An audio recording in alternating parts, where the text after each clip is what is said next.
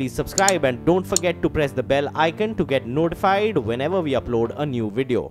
At least 21 people have died and thousands of homes and businesses have been destroyed as a result of the wildfires up in California's wine country. Aditi Roy is in Napa with the latest there. Aditi?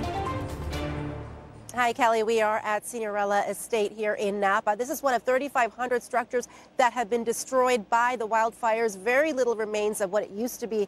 What it used to be is a beautiful tasting room. Instead, what's left is a charred file cabinet.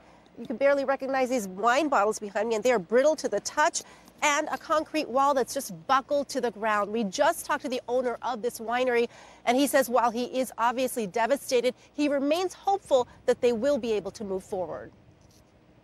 I just kind of look at this and say, this I can rebuild.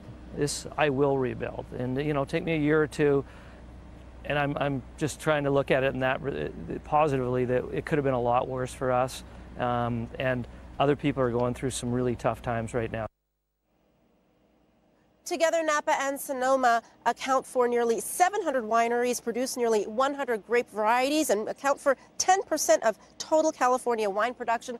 All of that obviously has a big economic impact. According to the Wine Institute, last year, California produced $34 billion worth of wine, and the wine industry in this state generates $114 billion worth of economic impact in the U.S. The silver lining to all of this, of course, is that the bulk of the harvest is already in. Wine insiders tell me, Kelly, that if this had happened just 1 month ago, it would have been far more devastating.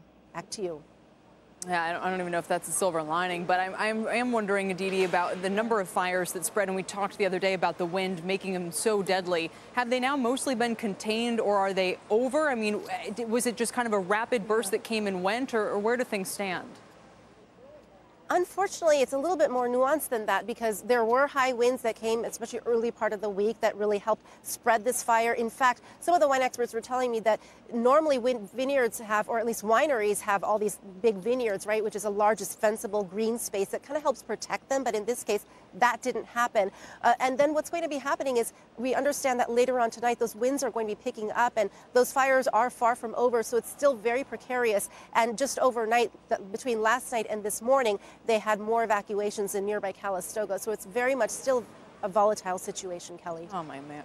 Yeah, wow. It's tragic. Aditi, thank you for joining us and for covering.